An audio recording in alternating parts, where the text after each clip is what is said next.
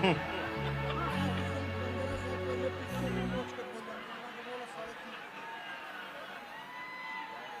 आप पवन सिंह ने आपको मंच पे बुलाया है।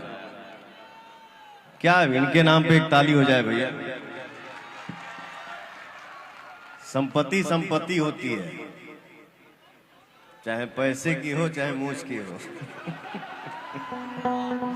बैठा बैठा बैठा, क्या बात है।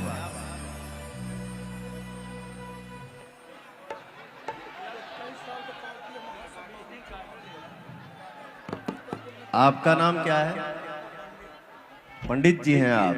नमस्ते, प्रणाम बाबा। अरे बाबा, पैर छू के प्रणाम करे थे। और ये कार्ड रखिए।